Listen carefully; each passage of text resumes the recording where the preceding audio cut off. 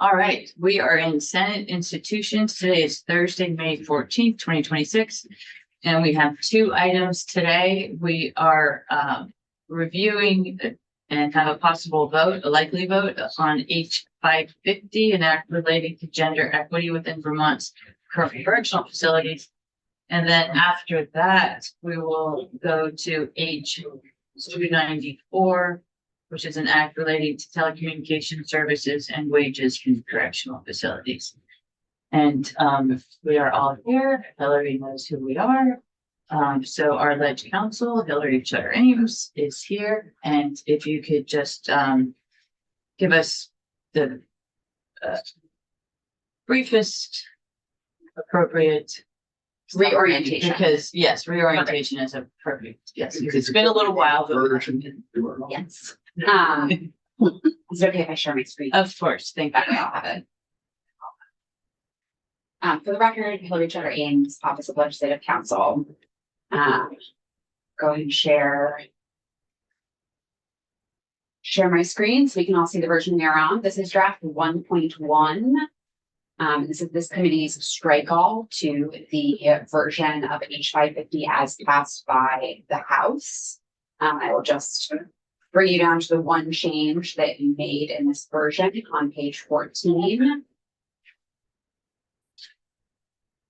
That in the report back, this is section 11 on page 14, lines 9 through 10. You added this highlighted language here, not including the word amended, but including the comma highlighted in PDF is hard. To clarify that when DOC is reporting back about the PREA standards, that should include specifically what that means for the department. So just the short reorientation.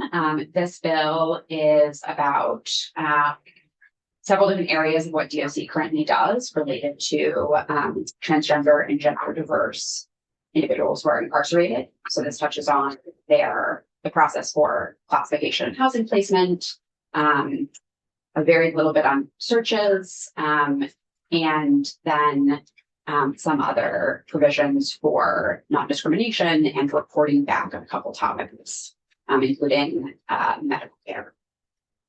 So that's the very high level overview. And if anyone had any last questions or wanted a reminder about other specific provisions of the bill, happy to do the next level down reminder. But Thank you.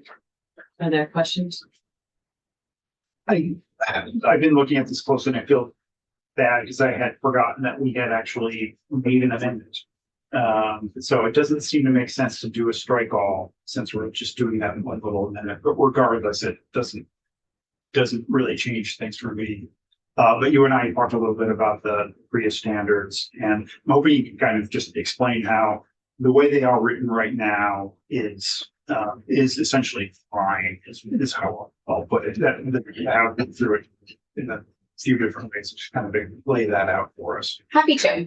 Yes, I prepared this as a strike all several weeks ago when this might have been the first of several amendments. So had I been doing it over again, it would have been an instance, but we have the strike already. So, and I'm sorry, counselor, for people that come, they may not know the acronym PREA, so it may be good to make sure that we say what that is. absolutely. PREA is the federal law, the Prison Rape Elimination Act. It was passed back in the early 2000s, and a lot of stakeholders collaborated to put together the regulations that kind of implement and enforce the act, which are known as the PREA standards, but they're federal regulations. So I'll scroll down to the section of the bill that touches on the standards. So this is page 9, section 6. So just to recap the way the bill handles placing the standards into or authorizing the department to follow the standards. It's a matter of state law and not just as the federal standards.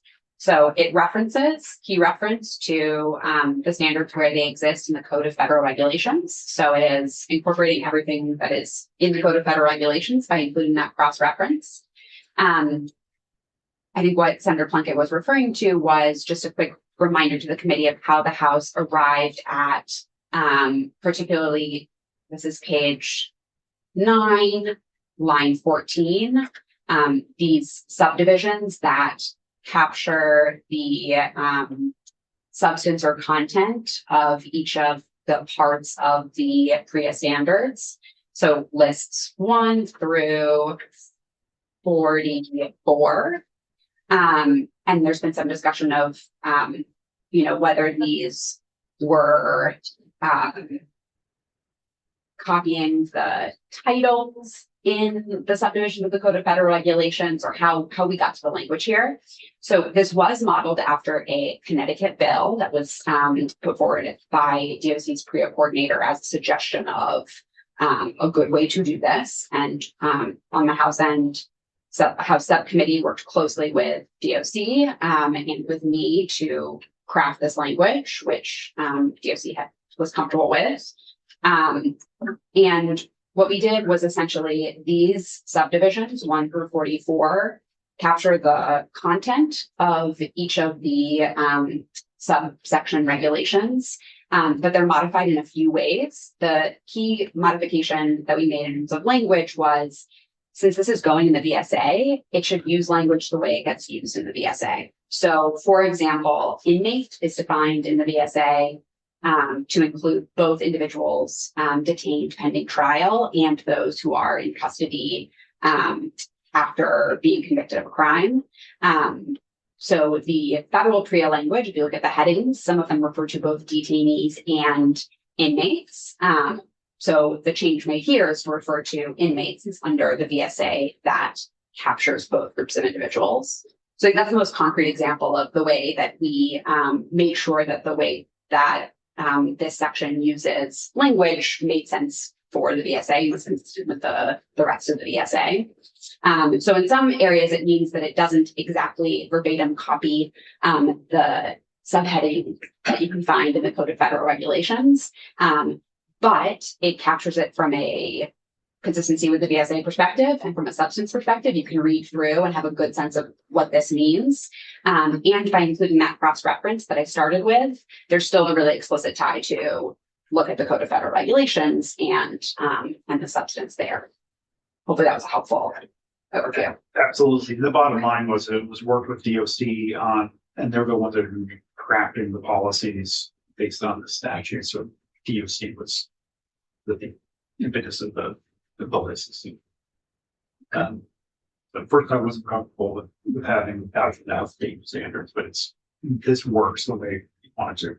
That's great. Thank you for clarifying that. So I have a couple things, unless somebody else wants to go. So we heard testimony from GLBTQ legal advocates and defenders, GLAD. And I don't think you were here. I did watch that test. Oh, you did? Okay, great. Well, then if you have any comments, Sarah Austin, near the end of the presentation, said something to the effect that states can be vulnerable to lawsuits without a state law with specific individual assessments. Did you notice that? Yes, I did hear that testimony. So I don't think that testimony necessarily speaks to whether this policy is in statute versus regulation or in policy. I think that speaks to the risks of not having policies and practices in place that protect vulnerable individuals. I think she was referring to the fact that some individuals who are incarcerated could bring Eighth Amendment claims if they feel they were not properly protected and were exposed to an unreasonable risk of harm. But that doesn't speak to, I think, it is an important thing to think about in the realm of what it means to be making policy in this area. But I don't think it speaks to the question really before this committee on this bill, which was, if this is really what DOC is doing and DOC has this policy, does it make sense to put it into statute or not?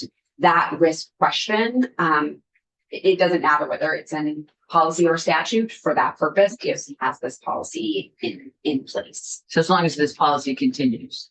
Well, and I think it doesn't mean that the only way to protect individuals is this exact policy. Okay. It's just to say that if you have no kind of policy in place to protect vulnerable individuals, then you are potentially exposed to that kind of Eighth Amendment claim risk, but that doesn't mean it has to be this. I Precise understand, policy. exactly, you're right, right.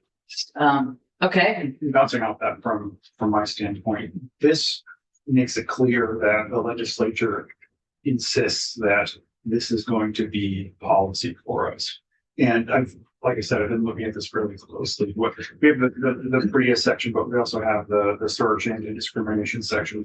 Those don't mirror exactly the DOC policy. The DOC policy is a lot more detailed, like talking about different aspects of, what corrections officers go through and what inmates are allowed to have in relation to it. And also even in terms of the search, like the statute will say you cannot search for the sole purpose of determining genitalia.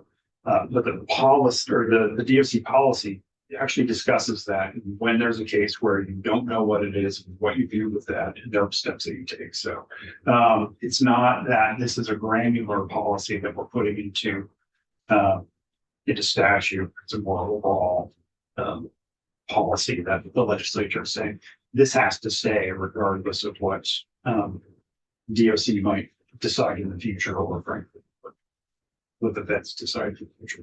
okay, thank you, that's helpful. I have a process, and if there's any other questions on the subject, I have a process question, because we're getting late in the session, and I'm wondering the one change that we made is to add any impact on the department. And now that we've had the conversation, I would trust the department to note impacts, because they're the ones who will be doing this study. So I'm thinking about just deleting this, and then we can, we're not making an amendment. It doesn't have to go back to the House if we approve it. So I think that would be easier. I'm good either. I already wrote down 1.1. Well, we'll get you another, we'll get you another meeting. And favorable with amendments. Right. So. Well, do not count. Right, but to me, this is such a minor suggestion. It's probably my suggestion, because I get picky like that, but I'm fine to delete it, just to have the process be It'd be quicker so the House doesn't have to. right. Especially they might have, Assuming it's there. yeah. So, Lori, would that mean a different draft? I am pulling up the version as passed by the House, Okay, which I think if the committee is not going to pursue the amendment 1.1, I think what you would be voting on would be Just the House. HIPP as passed by the House. okay. Yeah. So All right. Pull that up. Well, then if the committee's okay, I prefer that. Okay, That's fine. I'm fine. without objection. Speaking of, Okay, and I think you can have a new sheet. process.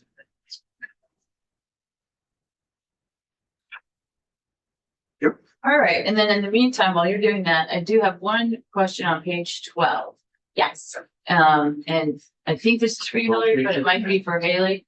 No, it won't change it. It's just, I'm just wondering why they picked it. It's on line 2, where it says starting in 2027, Commissioner of Corrections annually submit a report to House Committee on Correction and Senate that provides the data regarding to 28. Why is that happening in 27? And I guess why either didn't it happen previously, or?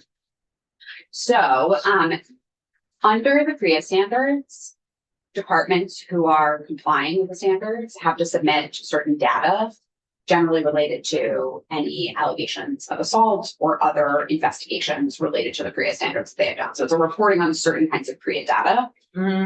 In testimony before House Corrections, a DOC witness had explained that there are kind of 3 different kinds of data envisioned by or required by the federal standards, and House Corrections wanted 2 of them to eventually be reported to the state level, even if the federal level stops requiring it. So it was basically Okay, a way to say you are already reporting. I think it came from the House starting with saying we would like to make sure that any reporting that is happening that's going to the feds is also coming to the state level. In anticipation or out of a concern that perhaps the reporting would not be happening at the federal level at some point. And the request from DOC was to say, don't make us prepare two different things. Tell us that what we give to the feds right now is what we can also give to you. And so that is what subsection B does, is to say, starting next year, whatever you prepare, or the two kinds of data described in 28 CFR 115.87, you should also submit to House Corrections in this committee. There was DOC testimony about the fact that it doesn't happen at the exact same time every year, because there are some inputs or procedures that are a little time dependent or can cause a delay. So this isn't crafted as on December 1st of every year, give us what you give the feds, saying essentially every year, starting next year, when you are doing that reporting, it should also come to House Corrections and such. Okay, great. That's helpful. Do we need to post anything differently if we're going to vote on this? I think that's up to you. Okay, so let's post this on As as passed by the House. as passed by I'll the send you that PDF, so you have it easily accessible. And as I said, if there was only a very minor change that put the words "and any impact" on the department at on a report, that would happen December 15th, 2027. The report is still part of this bill. Yes, so just so the committee has it, this is the version as passed by the House. It looks exactly like the amendment with the one exception, on page 4, I guess not 14, but. Well, it's 14. Oh, no, I'm sorry. Have any other version? It is, it's on the last page. Perfect, it is 14.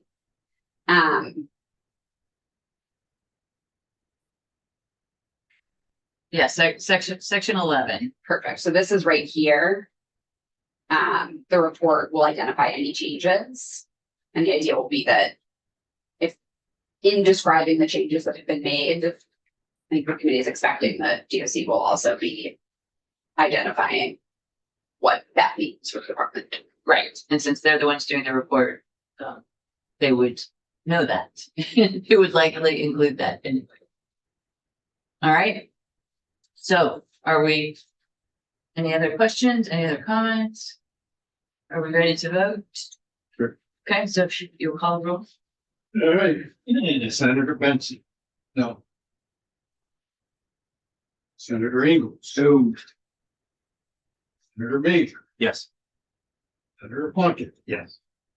Senator Harrison. Yes. So. It's 3-2-0. And the motion is that they're voted out favorably, the version as passed by the House. Yes, I assume you have on your sheet, but I don't think it's spoken out loud. thank you. Favorably, yes. And then Senator Plunkett, would you like to? Good. Okay. It's been posted. Thank you. And as I've said before, my reason for voting against it is not because of Bill. I just feel that it's governed by rule right now. So. Okay. Thank you. So we are complete in this. So, thank you very much. Thank you, Council. Well, Appreciate you. yeah, we won't adjourn. We'll go to the next item. The reporter is Senator Plunkett. Thanks. We also have the. Yeah. Okay. Oh, you know what? That's okay. So now we are going to H-294, prison telephone prices, telecommunication and wages in correctional facilities. And it's been a while. Oh, I'm sure he'll be back. Hey, it's just saying. Bye. And Haley, would you like to? So Haley Summer, Communications Director, Department of Corrections, is going to, I think we could use an overall introduction again, because it's been so long since we've dealt with this. So we've only discussed it once. Okay. Happy to do that. For the record, Haley Summer, Director of Communications for the Department of Corrections. The one thing I would preface is that I am not ledge counsel, so I will explain the bill to the best of my ability. Maybe to start with a little bit of context on the history of the bill. H294 was discussed first last year. The original iteration of the bill would have eliminated costs for telecommunications for incarcerated people. So meaning that the department would absorb costs for telecommunications, which involves things like phone calls, video calls, and voice messaging and text messaging, largely done through the tablet system. The bill also would have made it so that incarcerated people who had jobs in facilities, so things like working in the kitchen or cleaning, things of that nature, would receive fair wages, and those costs would also be absorbed by the department. So the bill was discussed last year as well as this year. The committee understood that it was not feasible financially for these things to go into place immediately, and so they changed the bill essentially to turn it into 2 studies, so that the department could outline what the feasibility would be of making telecommunications free for incarcerated people and paying incarcerated people fair wages. Okay, great. That's very helpful. So I would like to go through the bill. Or do y'all have it in front of you? Yeah. But I can get it actually up. That might be easier. So it's on the webpage, if you like. So the intent, I appreciate that it has intent. They talk about mitigate disruptions to family and community connections. And I appreciate that there are 2 separate reports. I think that's helpful. Do you want to talk about why there's 2 separate reports? I mean, they're 2 separate things, so it makes sense to me. Yeah, I think that is the reasoning for it. The bill, as originally introduced, kind of read it as 3 sections. One of the sections was also to evaluate our commissary contracts, which is no longer mentioned in the bill. Although I think because the 2 topics are separate, that's why the reports were separated. Okay, and then commissary, can you explain that to everyone? Yeah, commissary is a system in which incarcerated people can buy certain items, so things like food, hygiene products, clothes, things of that nature. And we do provide meals, so 3 meals a day, so people aren't buying their entire consumption of food, but it's just extra items. Okay, and then what about things like toothpaste? I believe those are something that would also be purchased through commissary. Right, no, I know they're in commissary, but does the department provide that? We provide it for folks who are indigent. But I don't believe that we supply regular amounts of toothpaste to people who are incarcerated. Okay. And the prices, how do the prices compare in the commissary to out of the, prices on the market? Yeah, that's a good question. So we currently contract out for our commissary services. The organization that we contract through is called Keith. They supply commissary in many states throughout the country. It's a little bit different in Vermont in that our population is so small, the economy of scale isn't as large as it would be in other places.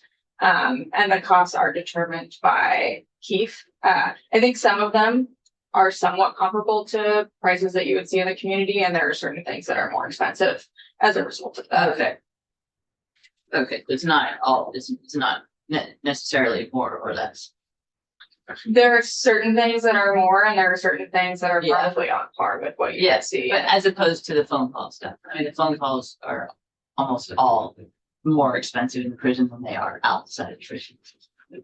Maybe I'm wrong, so. Yeah, I have a phone plan, but I don't know how much the cost of my calls are like per minute. So I honestly can't speak to that, but I do have the cost per phone calls in an incarcerated setting. If you are curious, I can speak to that. At some point, we would like to have that information. Do you, if you have it handy, or would you just read it to us? I do have it handy. So like I said, there are multiple different types of communication services that are provided through our tablets. There's phone calls, tablet messages, tablet video calls, and voice messaging. And so a phone call would be 0.028. So I think it's about 2 cents per minute. If it is an international phone call, it is more expensive. Message through the tablet, so something akin to an email, is 25 cents per message. And a tablet video call is 16 cents per minute. And then for voice messaging, it is 25 cents per minute. And those prices are also outlined on GOC's public website too. And they're also in this report. Too, which is on our website. Madam Chair. Sure. And you may or may not know this, and this may be part of the study, and I think it probably should be. Very few plans now. In any telecommunication are per minute. There are unlimited plans. Why is it in this space are they per minute?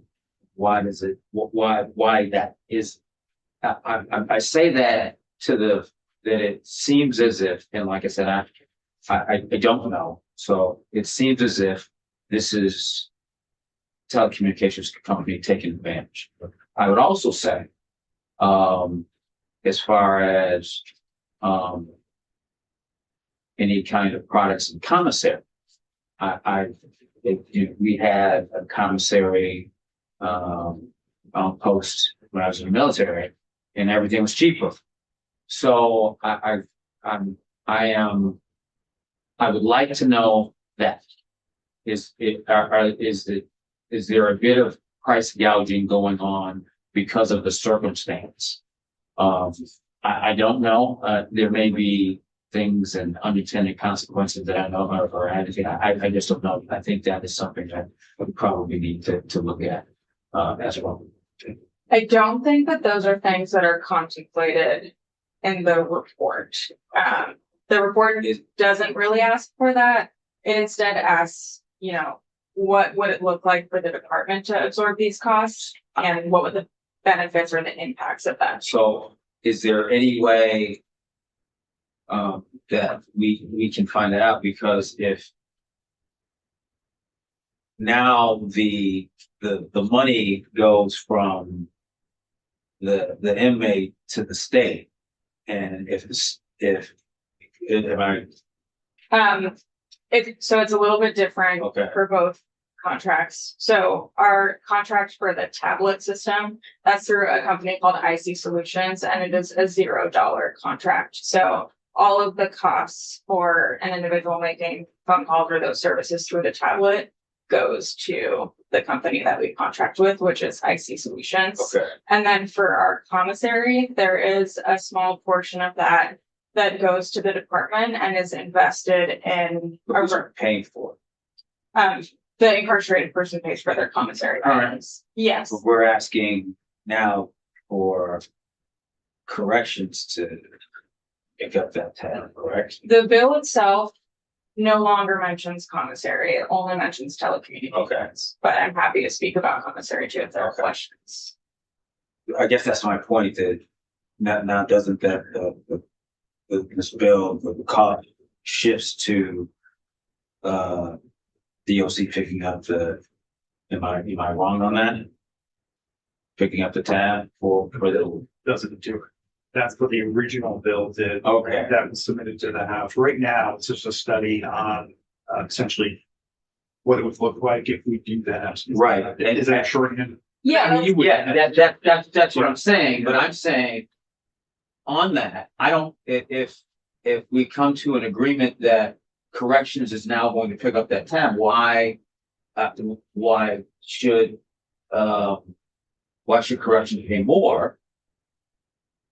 Well, Yeah. might be Yeah, a but- different plan, Yes. might be a different plan, because right now, I'm just No, speculating. absolutely, I just wanna know In kind of order- everything In order to before I, track it, you've got to follow the minutes by each individual kind of in it.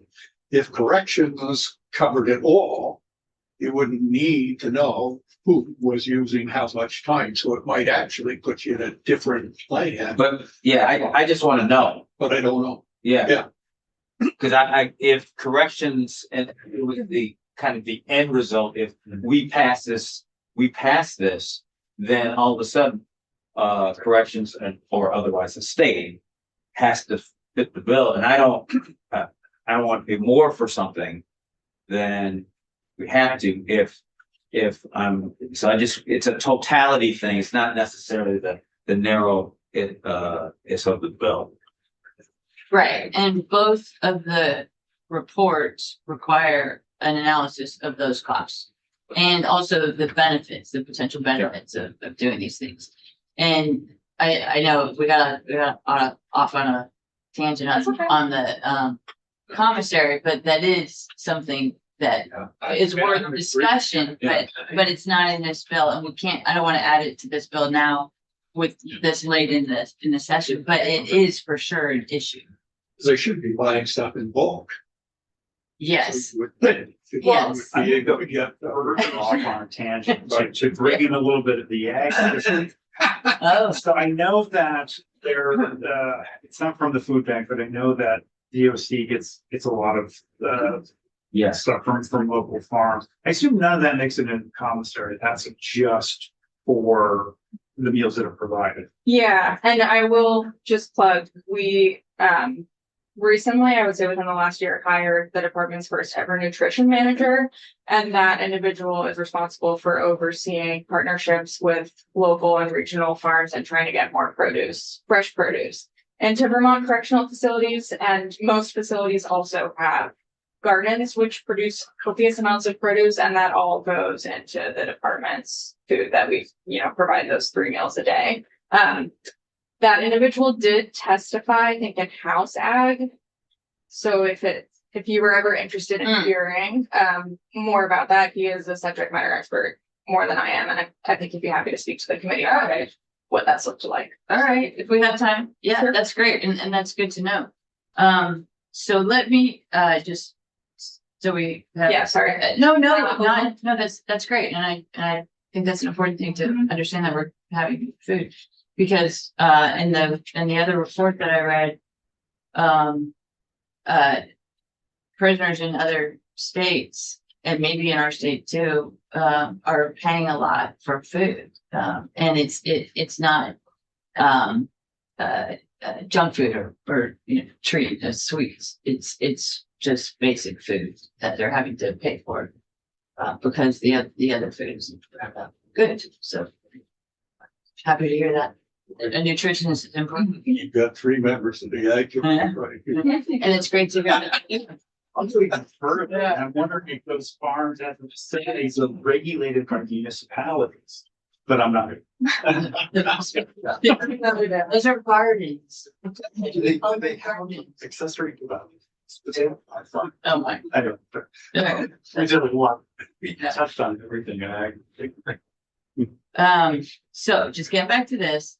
I want to let you all know that, folks I'm intending to get to testify in case there's any others.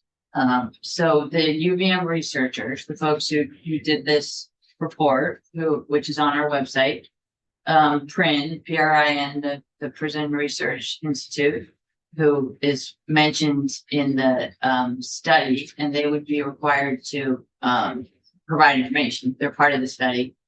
The deputy commissioner, who couldn't be here today, and thank you, Haley, for being here, but she testified extensively in the House, so we need to have her.